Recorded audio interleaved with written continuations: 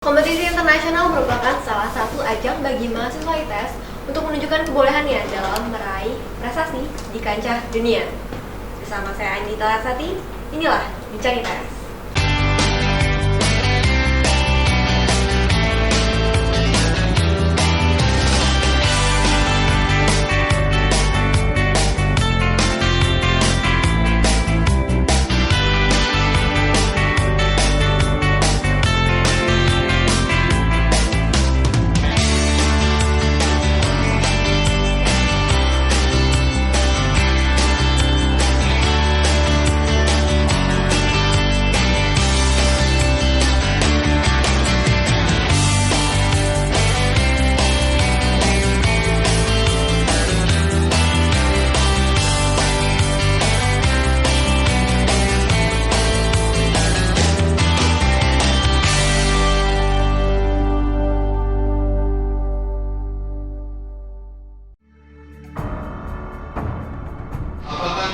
Kita bisa menang, saya bisa bilang kita masih menang karena saya memiliki tim yang terbaik di dunia.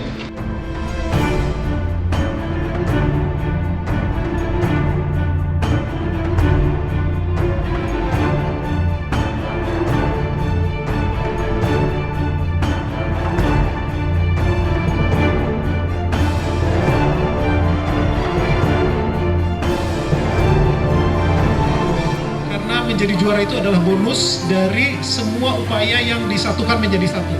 Upaya fisik, upaya mental, dan upaya teknis. Mobil ITS yang akan berlaga di World Solar Challenge 2015, Widya Wahana 5.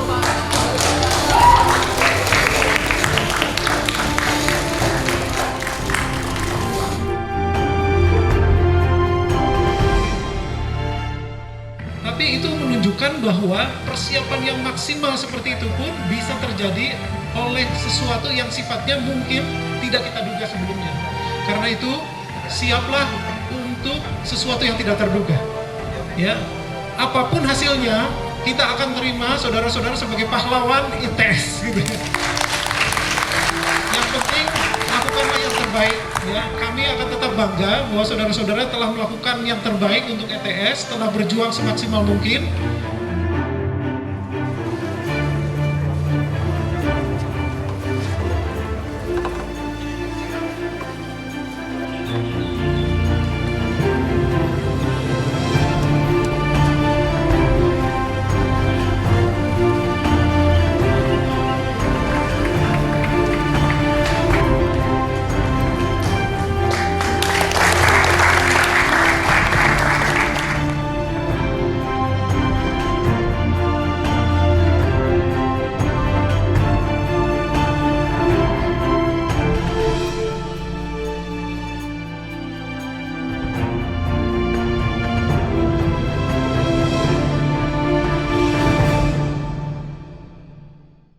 Nah Sobat Kampus, sekarang saya sudah bersama dengan Mbak Dian Aprilia yang merupakan salah satu anggota dari ITS Solar Car Racing Team yang punya mobil namanya Widya Wahana 5 nih. Apa kabar Mbak Dian? Alhamdulillah baik. Mbak sendiri sebagai apa nih di Widya Wahana 5? Di Widya Wahana 5 ini saya sebagai humas atau branding tim atau tim non teknis. Cuman kita harus tetap bisa teknisin juga. Jadi lebih kayak humas branding untuk cari uang dan kayak keluarnya dia itu Widya Wahana itu brandingnya seperti apa? Mbak ini kan Widya Wahana 5 ya Mbak? Berarti ada Widya Wahana 4, 3 gitu Mbak? Bisa diceritain awal bagaimana terus ada sampai Widya Wahana 5-nya? Ya, jadi mungkin kalau yang Widya Wahana 1 sampai 3 saya nggak bisa terlalu detail karena itu tahunnya sudah jauh sekali, jadi mulainya 1985 itu ITS bikin mobil surya pertama di Indonesia namanya Widya Wahana 1, diketuai saya kebetulan bertemu dengan ketuanya Pak Sento dari jurusan matematika. Beliau sekarang konsultan suatu perusahaan di Jakarta. Katanya zaman dulu mereka juga sudah berkeinginan ikut World Solar Challenge. Cuman karena terkendala biaya mereka hanya membuktikan kapasitas mobil itu dengan cara tur dari Jakarta sampai Surabaya sejauh 800 km dan itu terjadi sampai 3 kali, Widya Wahana 1, 2, 3. Jadi Widya Wahana 1 sekarang berada di Taman Mini Indonesia Indah, Widiawan 2 dan 3 ada di ITS.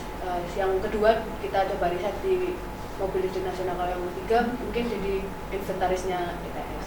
Kalau Widya Wahana 4 atau sapu angin surya itu adalah mobil pertama yang bisa berlaga, mobil pertama dari Indonesia yang bisa berlaga di World Solar Challenge 2013 waktu itu, dan mobilnya sekarang ada di gedung riset mobil listrik atau mobil.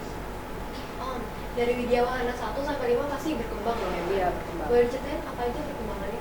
Perkembangan yang paling berarti itu pasti dari teknologi ya. Jadi kita dulu itu motor listrik itu seadanya, makanya beli dari luar dan lain sebagainya. Dan akhirnya saya tahu mobil saya itu, setahu saya mobil 1 tahun di atas saya, 2 tahun di atas saya, sapu angin surya itu tertinggal 10 tahun teknologinya daripada negara lain saat kakak-kakak saya berlaga di World Solar Challenge 2013. Alhamdulillah saat saya kembali 2015, saat kami kembali ke Australia di World Solar Challenge 2015 itu mereka benar-benar takjub dengan mengatakan bahwa Indonesia, negara yang semrawut itu, bisa menciptakan mobil yang sama seperti milik kami. Itu dari orang Jerman, orang Amerika, dan lain sebagainya. Mungkin kalau lebih detailnya itu kayak institutnya ya, itu kayak MIT, terus dan lain-lain itu mengatakan hal seperti itu. Jadi sana ngobrol-ngobrol sama sana. Iya. Wah, keren juga ya Mbak. Mbak, yang terlibat di dalam pembuatan mobil Widya Wahana 5 ini siapa ya? Kalau saya ceritain. Jadi kami ini terdiri dari 16 mahasiswa dari berbagai jurusan. Jadi mungkin mayoritas memang jurusan teknik mesin, tapi di situ ada teknik elektronya, teknik fisikanya, teknik industri, dan PPNS. Oh, jadi ada dari mahasiswa berbagai jurusan. Berbagai jurusan. Di sana di timnya itu dibagi jadi divisi apa aja? Divisi itu kita terbagi 2 kelompok besar, yaitu teknis dan non teknis. Di dalam teknis itu ada elektrikal, mekanikal, desain, dan instrumentasi. Oke, sekarang kita mau ngomongin kompetisi yang di Aussie kemarin nih Mbak. Terakhir kan Widya Wahana 5 ini kan menang nih di Aussie. Dibilang menang juga belum mungkin. Ya, dapat prestasi pokoknya ya, Mbak. prestasi. Seru nggak tuh, gimana aja tuh Mbak? Dibilang seru, pasti seru. Jadi perlombaan itu benar-benar perlombaan. Kalau menurut saya yang belum pernah ikut perlombaan sebelumnya itu perlombaan tergila. Jadi kita harus menjalankan mobil itu sejauh 3.000 km.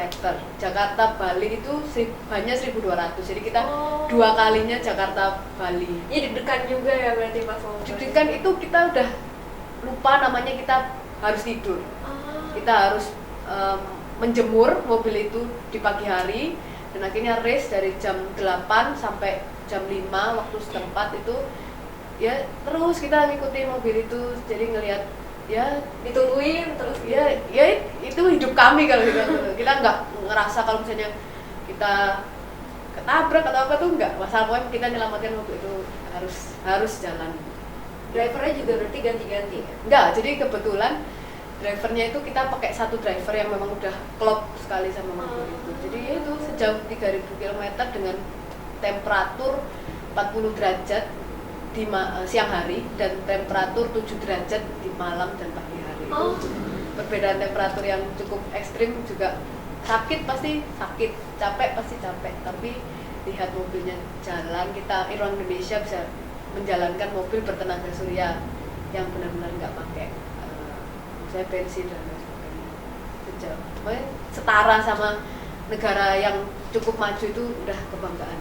Udah senang, udah terbayar semuanya ya Mbak. Dapat prestasi apa aja di sana? Jadi prestasi yang kita dapat itu terbaik nomor 1 se-Asia Tenggara dan juara 7 dunia di kelas cruiser class dengan berdasarkan capaian kilometer. Jadi sejauh 3.000 km kita berhasil menempuh 1.678 km. Wow. Terus Mbak, tantangannya di Aussie tuh waktu lomba selain suhunya itu ada apa lagi? Tantangannya mungkin kita harus bekerja nggak ada yang namanya aku, kamu gitu, adanya kita. Jadi mungkin kayak orang pacaran ya, nggak ada aku, kamu, tapi adanya kita buat mobil ini. Jadi kita semua menurunkan. Jadi sebenarnya kalau secara tekniknya mungkin nggak terlalu bermasalah karena kita terdiri dari orang-orang yang memang berada di bidangnya gitu. Kalau kita anak mesin, kita ya pasti harus bisa benerin mobil itu kalau dia kenapa-napa. Kita ada elektro, kalau misalnya elektrikalnya bermasalah kita harus benerin dan lain sebagainya. Jadi kita mengerti lah mobil itu, cuman mungkin tantangannya lebih ke ego manusia masing-masing. Kita semua sama-sama capek, kita semua sama-sama sakit, cuman kita harus menyatukan visi misi supaya kita nggak cekcok gitu di sana dengan suhu yang segitunya, terus rintangannya tantangannya dan lain sebagainya, dan kayak tantangan dari luar itu. Jadi gimana cara kita satu visi misi, kita nggak ada kaku-kaku, jadi kita untuk mobil ini ya udah itu. Jadi mungkin tantangan terbesar itu menurunkan ego, seturun-turunnya ego. Terus buat dilombain di Aussie ini spesifikasi mobilnya tuh gimana Mbak? Udah siap kah dia buat dilombakan di Aussie sebenarnya? Jadi kalau rancangan awal, jadi kebetulan dosen kami itu lulusan Inggris yang memang sudah kompeten di bidangnya. Jadi Pak Nur Indiarto sudah lama malah melintang di dunia mobil listrik, itu yang memang baru. Jadi kalau untuk spesifikasi kita memang sesuai SOP perancangan mobil pada umumnya, seperti mobil-mobil kayak yang sudah berlabelnya Toyota, Honda. Kita awal tuh dari kayak mau kayak apa mobil ini. Jadi kita awalnya sudah tahu kita mau bikin mobil dengan spesifikasi sesuai dengan seperti apa, paper yang diberikan World Solar Challenge gitu. Jadi dimensinya maunya segini, terus kita harus jalan 3.000 km dan dibagi 6 hari, berarti sekitar 500 km per harinya. Jadi kita pakai motor listrik berapa kW, berapa jumlah baterai, dan berapa jumlah solar cell untuk menampung menyerap tenaga gitu untuk berjalan gitu. Itu sudah dirancang dari awal dan akhirnya ya alhamdulillah jadinya sesuai, bahkan lebih dari yang kita. Oh, berarti jadinya rancangan lebih dari yang dirancang. Iya, jadi di tengah-tengah itu mungkin kita ya. dapat masukan dari alumni. Oh, solar saya pakai ini, mungkin nanti akan seperti ini. Terus kan itu juga mobil itu adalah TA dari sekitar 6 mahasiswa yang sekarang sudah lulus itu. Jadi dari sidang seminar yang dikasih dosen penguji itu jadi masukan dan akhirnya kita menjadikan mobil itu lebih baik dari yang dirancang awalnya. Sekarang kita mau lihat gambarnya Widya Wahana 5. Kayaknya sobat kampus mau tahu gimana gambarnya Widya Wahana 5 nih. Oh, ini kan ya. Ini siapanya Mbak? Drivernya? Jadi itu Mas Alvar Nugraha. Ini mungkin kalau saya itu dibilang saya ikut punya mobil itu kayaknya kurang pantas. Jadi mungkin mobil itu lebih kayak mobilnya Mas Alvar dan Mas-mas yang di belakang lain.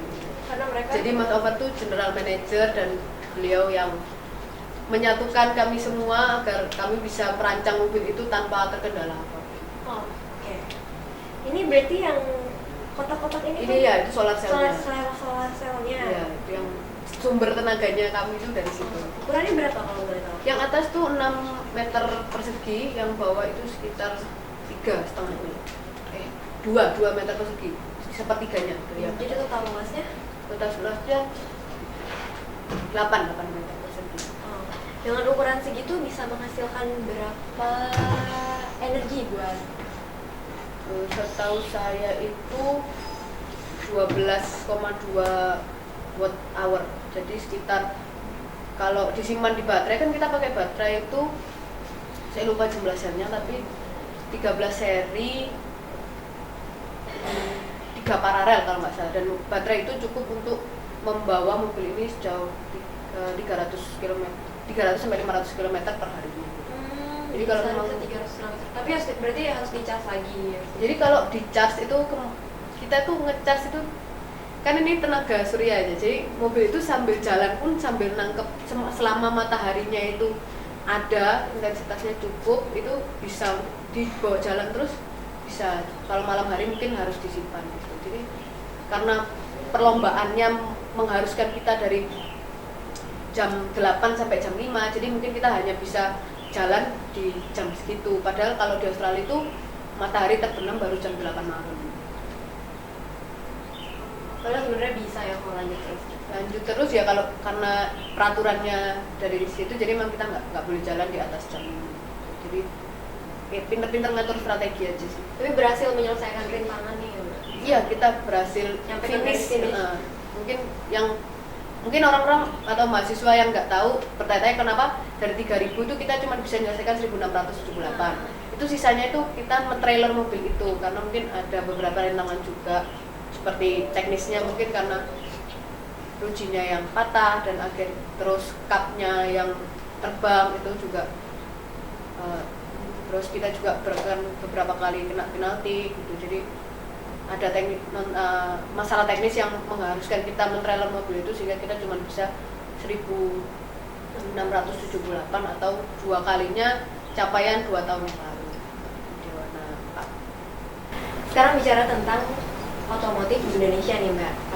Tentunya Mbak Dian juga tahu dong mobil-mobil solar car otomotif, perkembangan otomotif di Indonesia di kancah internasional kayak gimana selain di Wahana. Menurut Mbak udah gimana nih kiprahnya? Kalau kiprah untuk otomotif ya, orang-orang mungkin yang saya tangkap dari Indonesia mungkin atau internasional, orang-orang melihat energi terbarukan itu baru dari sisi kecilnya. Maksudnya memang kalau dihitung secara ekonomis, awal pembuatan energi terbarukan, teknologi energi terbarukan itu jauh lebih mahal daripada energi seperti bensin atau fossil fuel gitu. Karena prosesnya, jadi solar cell itu mahal sekali, motor listrik itu mahal sekali, dan barang-barang yang membuat proses energi surya jadi energi listrik itu benar-benar mahal gitu. Jadi orang-orang mungkin lihatnya ya udahlah ya, masih ada bensin, masih ada minyak, masih ada, padahal itu cuma sampai 11 tahun ke depan gitu. Atau kalau mungkin dunia mungkin 100 tahun ke depan, cuman bisa buat berapa anak cucu. Cuman kalau memang kita bisa investasi dari sekarang, mungkin lebih baik teknologi ini terus dikembangkan. Jadi kita nantinya kalaupun nanti energi minyak habis, kita masih bisa menyelamatkan transportasi dunia ini dengan cara energi terbarukan. Dan energi terbarukan yang bagus kan karena kita nggak ada polusi, jadi kita juga menyelamatkan dunia gitu. Jadi 1.200 ton CO2 itu hilang terus, dan nggak ada global warming lagi. Super sekali Mbak.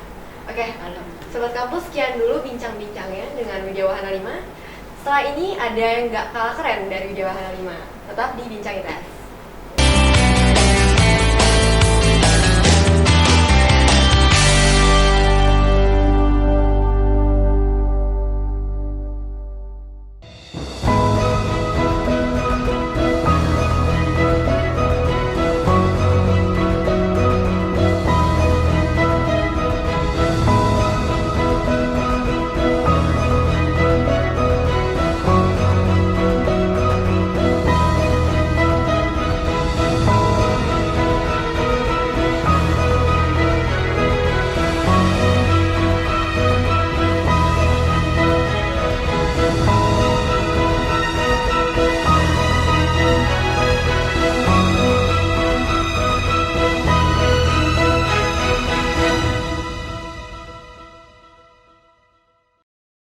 Nah Sobat Kampus, sekarang Dita juga udah ditemenin dengan salah satu anggota dari UKM Paduan Suara Mahasiswa yang gak bosan-bosannya mencetak prestasi di kancah internasional. Sobat Kampus udah pada tahu dong, kemarin mereka baru aja menang prestasi 3 medali emas dan 3 medali perak di Italia. Dan ini dia ada Mbak Nerisha Aprilia. Apa kabar? Baik. Gimana nih Mbak kemarin di Italia? Seru? Ya seru, ya pasti banyak tantangan juga, dan ya alhamdulillah bisa terlewati dengan baik. Kemarin di Italia sekalian jalan-jalan kan sama teman-teman? Enggak, jadi kita waktu itu kita kan 8 hari kita ke sana ya. 7 harinya kita di karantina, kita cuma dapat waktu liburan sehari, itu sudah sisanya kita perjalanan pulang pergi. Tapi sehari dimanfaatkan dengan baik, apa gimana? Ya akhir jalan. Ya. Kalau di Wahana gimana Mbak? Jalan-jalan ya 3 hari lumayan. Itu tuh ada savers $5 satu baju, murah. Ya udah lanjut. Oke lanjut. Oke Mbak, ini PSM lagi sibuk apa aja nih? Untuk yang sekarang semester ini kita lagi sibuk, ada orientasinya mahasiswa baru calon anggota PSM, itu kita lagi menggodok mereka supaya jadi anggota ya. Oh. Terus kan kayak kita sering ketemu deh Mbak ITS TV sama PSM di acara wisuda kan? Ya selalu. selalu emang. Rutinitasnya PSM apa aja tuh selain di wisuda? Kalau dari PSM, kalau wisuda kan termasuk job ya. Kita kan kegiatannya itu kita ada latihan rutin setiap hari Jumat. Terus selain itu kalau misalnya kita kan juga biar kegiatan terus jalan ya, kita kan harus cari job. Nah itu ada job yang dari ITS, terus ada job yang dari orang-orang luar kayak gitu. Terus sisanya kita biasanya itu setahun sekali ada konser atau lomba atau ya itu sih. Kalau yang tahunan sih kita yang itu penerimaan anggota baru. Kalau di ITS event rutinnya apa aja? Kalau di ITS event rutinnya ya ngisi-ngisi acara kampus ya, itu yang wisuda, terus kayak upacara apapun kayak ya kemerdekaan atau apa itu kita pasti ngisi kan, saya kan harus ada yang nyanyi. Terus kayak pengukuhan guru besar itu kita juga, terus ya tentu sih kira-kira. Kalau event-event eksternalnya? Event-event eksternalnya yang pernah diikutin gitu? Yang pernah kita ikutin, kita sih ikut lomba-lomba sih ya. Kalau lomba-lomba tuh yang tahun kemarin itu kita ikut di Malang, ikut di acaranya Universitas Brawijaya, itu kita dapat juara 3. Terus yang bulan Februari ini kita di Bandung di ITB itu juga dapat juara 2. Kan Lomba sih, suka ikut lomba di internasional juga kan, Mbak, di lomba di luar. Apa aja sih Mbak prestasinya? Tahun 2010 kita kan baru pertama ini kan merintis kan tahun 2010 kita pertama kali. Itu di Busan di Korea itu kita dapat juara 1 sama juara 1 untuk kategori yang mix itu kayak yang klasiknya sama folklore-nya. Terus di 2011 itu kita di Italia juga di Rimini. Itu sama prestasinya kayak di Busan. Terus 2013 itu kita ke Spanyol, itu kita ikut 2 lomba, satu di kota Cantoni Cross, itu di Torrevieja. Itu Cantoni Cross itu kita dapat juara 3, di Torrevieja juga. Terus yang terakhir yang kemarin ini di Italia kita dapat yang 3 medali emas sama 3 perak itu. Jauh ya Mbak lombanya? Iya. Terus bisa banyak kayak gitu, latihannya berapa kali seminggu? Latihannya sebenarnya yang paling penting itu plannya ya. Setiap kita lomba tuh plan itu nggak mungkin kayak 6 bulan sebelumnya. Itu pasti semua plan tuh kita tuh ada plan setiap 2 tahun itu kita tuh ada. Nah itu tuh semua direncanakan, dari situ juga kita ya gitu kita cari-cari semua kayak gitu. Terus pelatihnya dari mana buat ikut-ikut lomba kayak gitu? Pelatihnya kalau di PSM itu kita tuh ada tim musikalitas sendiri. Itu saya dan beberapa temannya lain. Kita asisten dari pelatih kami yang juga konduktor kami kalau lomba, yaitu Budi Susanto Yohanes. Itu dia seorang konduktor yang asalnya dari Malang. Terus dia juga sekarang lagi juga mau perbanyak ilmunya dengan studi di Korea jurusan musik dan konduktor. Jurusan musik ya. Terus ini kemarin menang di Itali di The 54th International Choral Singing Competition ZGC 2015. Benar Mbak? Kemarin yang menang di Itali itu seru banget dong Mbak, pasti bisa menang. Senang banget pasti Mbak. Iya, alhamdulillah. Terus ada berapa orang yang kirim ke sana?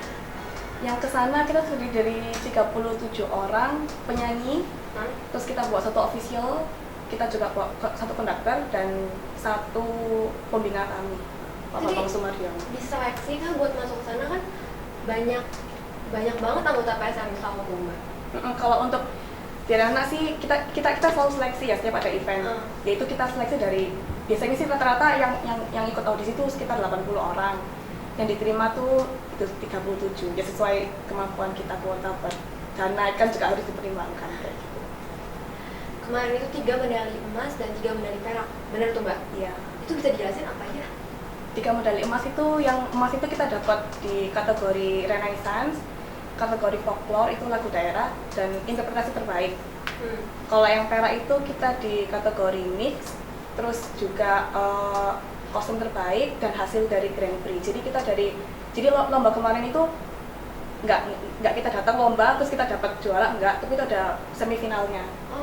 Jadi kayak audisi dulu gitu. Iya, jadi kita akhirnya ya alhamdulillah masuk ke kategori Grand Prix. Itu kemarin bajunya yang desain? Yang desain ada itu teman kami. Oh, anak PSM beneran. Iya, teman kami, jadi bukan di dalam. Oh iya. Oke Mbak, baik. Buat menangin banyak kategori kayak gitu kan pasti nggak instan dong Mbak. Banyak perjuangannya, persiapannya, termasuk buat berangkat ke sananya juga mungkin ada dananya yang perlu dipikirkan. Bisa ceritain Mbak kayak gimana perjuangannya? Ya, sebenarnya kan kalau kami ini kan meneruskan perjuangan yang dari pendahulu kami ya. Nah, tapi sebenarnya setiap event itu pasti kita startnya dari nol kalau dana itu, nggak mungkin enggak. Mungkin kalaupun ada biaya dari dalam kami, itu mungkin cuma sekitar 2%-nya aja dari keseluruhan, kayak gitu.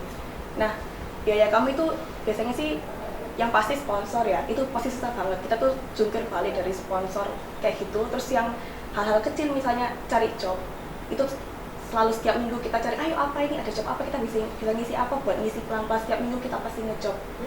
Dan kayak itu, dan yang kecil-kecil ya, dan kecil-kecil kayak misalnya dia jualan donat, jualan minum, itu setiap mingguan anak kayak gitu ya, itu yang penting rutinitas dan usahanya sih. Dan ya emang alhamdulillah ada bantuan dari kampus juga yang sangat-sangat suportif untuk kegiatan mahasiswa. Kalau Johanna gimana Mbak? Johanna itu habisnya 2 miliar. Oh. Bisa 1 miliar untuk pembuatan mobilnya, bisa 1 miliar lainnya tuh untuk shipping dan kayak akomodasi. Kita mahalnya kayaknya internasional tuh shipping ya. Iya. Kayak akomodasi. Karena Karena internasional duit kita kalau dikonversikan ke mata uang negara yang kita tuju kan dikit kecil. Iya.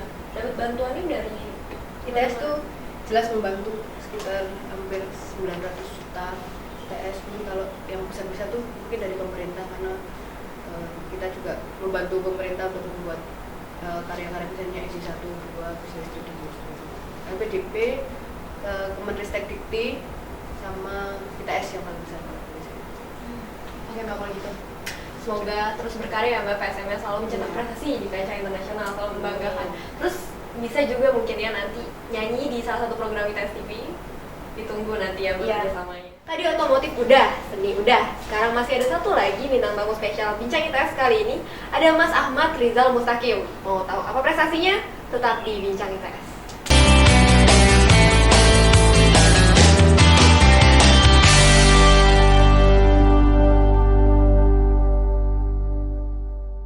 Nah Sobat Kampus, sekarang juga udah ada Mas Rizal nih yang nemenin kita di Bincang ITS. Mas Rizal ini merupakan ketua dari delegasi HNMUN Indonesia yang ke Amerika Februari 2015 kemarin. Gimana Mas? Apa kabar Mas? Alhamdulillah sehat. Oke. Mas mau nanya-nanya nih Mas. Kenapa sih bisa tertarik ikut HNMUN?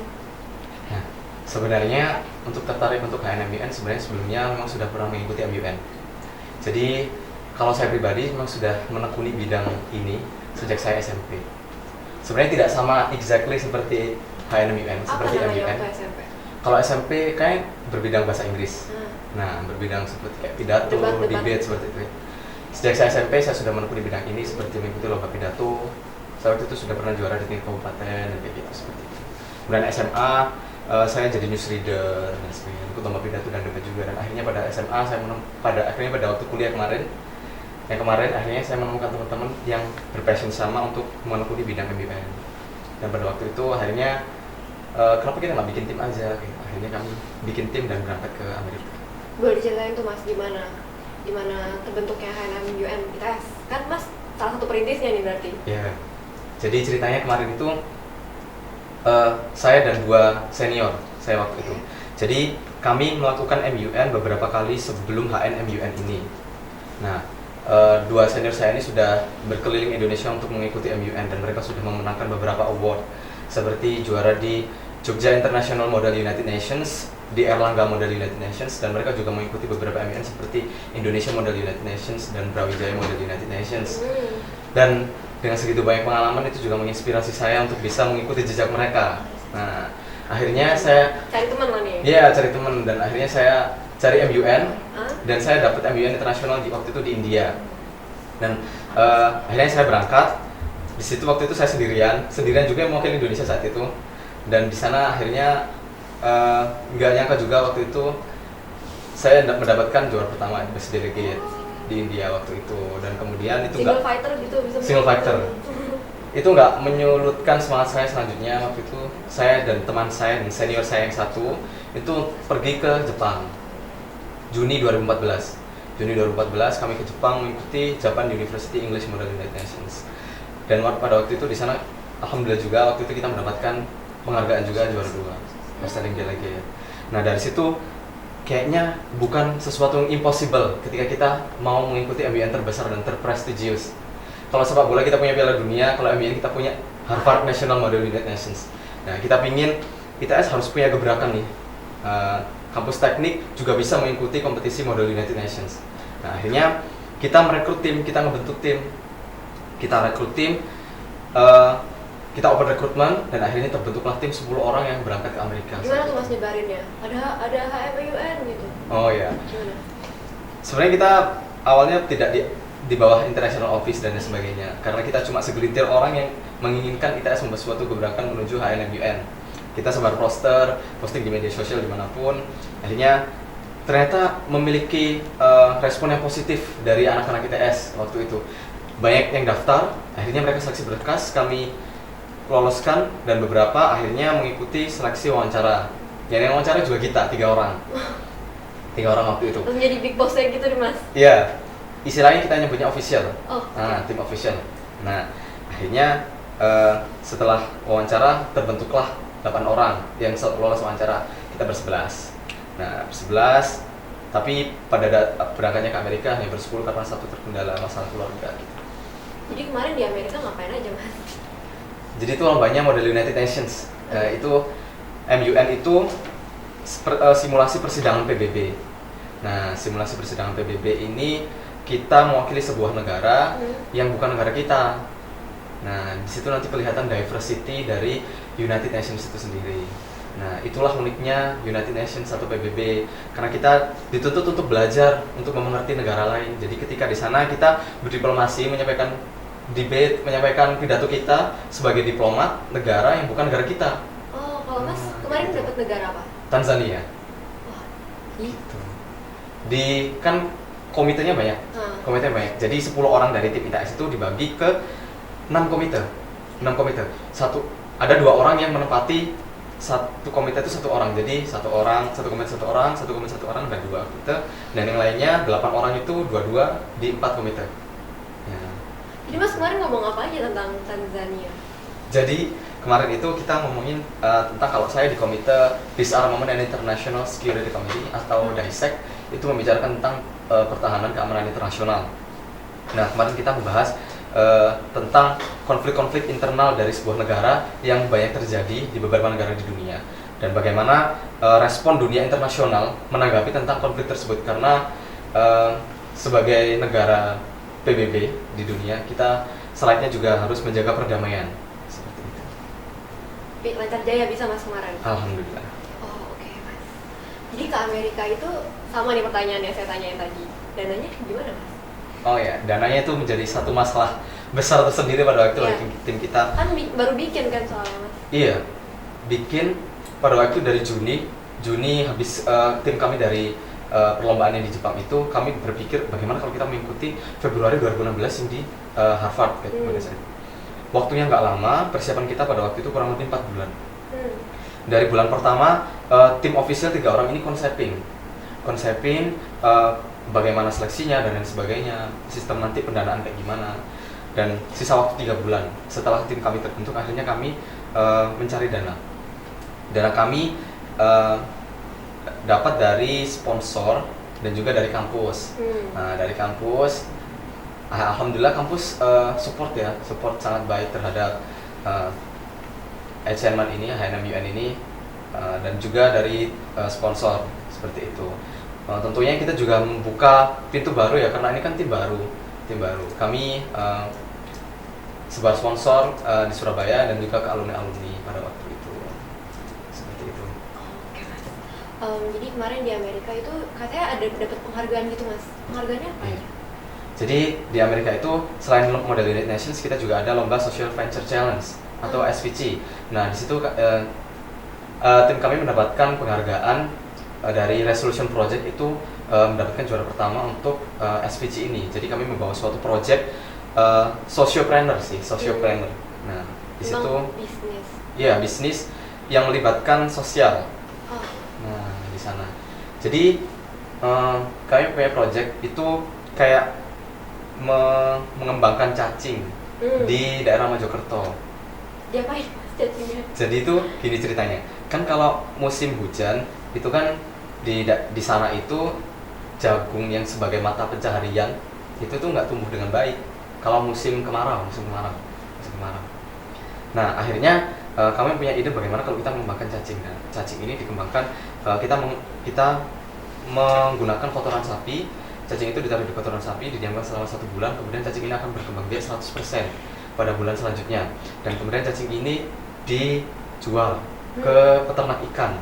Nah, itulah menjadi pencaharian warga sekitar ketika bulan kemarau. Mereka juga bisa dapat untung ketika bulan kemarau. Jadi itu yang diajuin terus. Iya. Dan sisanya tadi kotoran sapi yang media biaknya cacing itu pas musim hujan bisa dipakai pupuk buat jagungnya. Ya, jadi siklusnya seperti itu. Nah, itu yang membuat panitia waktu itu terkesima. Oh iya, ternyata bagus juga ya. Oh, jadi kemarin dapat prestasi itu, habis itu ada perayaannya dong, Mas?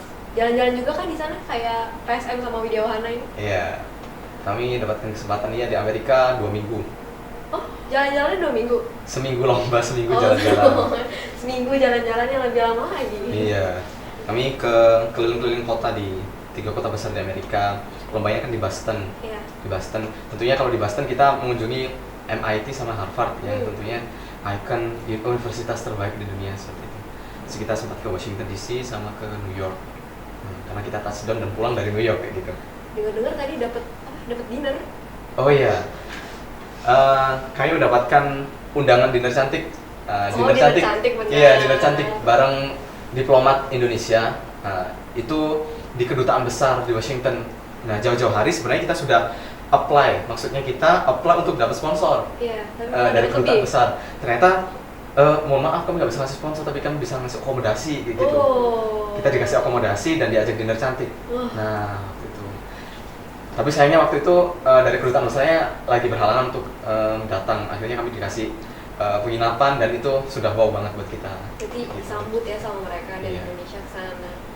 Jadi Mas, kegiatan, jadi berapa orang Mas peserta HMNUN di ITS?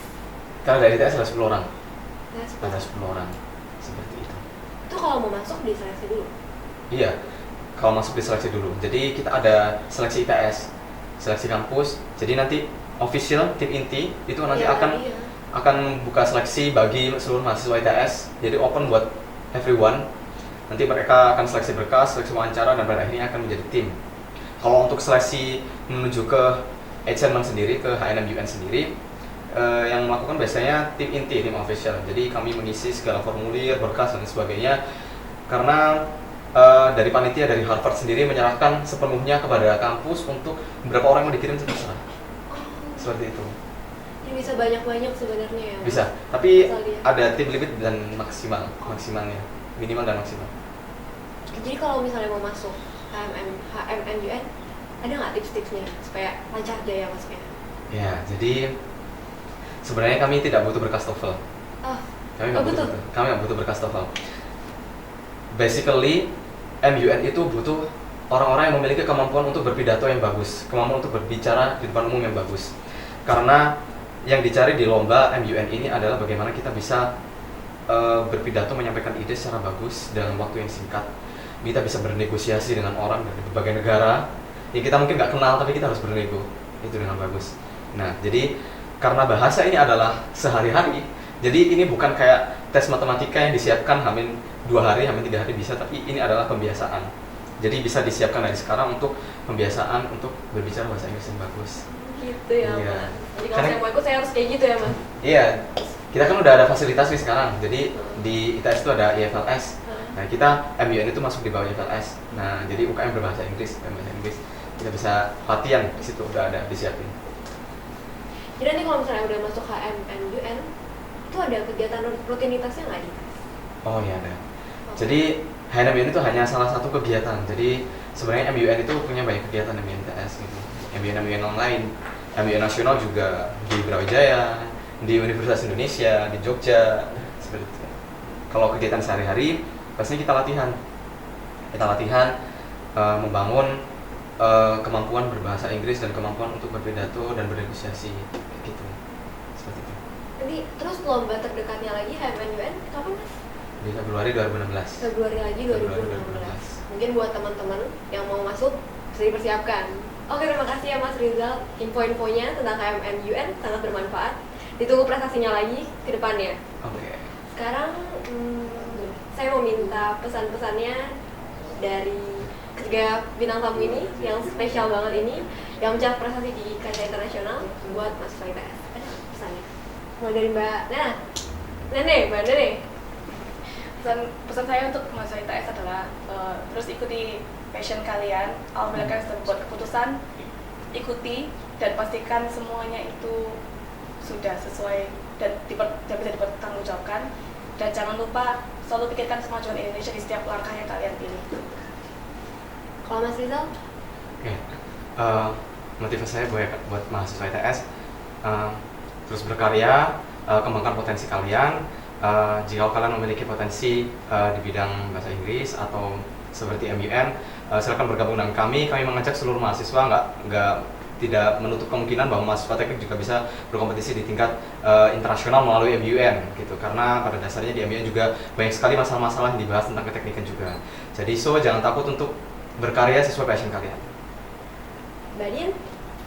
Ya, untuk seluruh mahasiswa ITS yang sudah tergabung dalam ITS ataupun yang belum tergabung di ITS, saya mungkin memberikan motivasi kalau misalnya ITS ini dunia dan ITS membutuhkan orang-orang untuk menciptakan energi terbarukan. Jadi buat yang belum menemukan passionnya, silakan mungkin belajar di Molina, mobil listrik nasional. Itu kita membuat benar-benar mobil yang sesungguhnya untuk diperlombakan di ajang internasional dan juga untuk Indonesia. Jadi kita nantinya nggak akan lagi pakai mobil berlogo yang pada umumnya. Jadi ayo bareng-bareng ITS ciptakan mobil berlogo ITS. Nah, Sobat Kampus, sekian Bincang ITS spesial prestasi internasional ITS. Saya Andita Arasati, ITS TV. Sampai jumpa.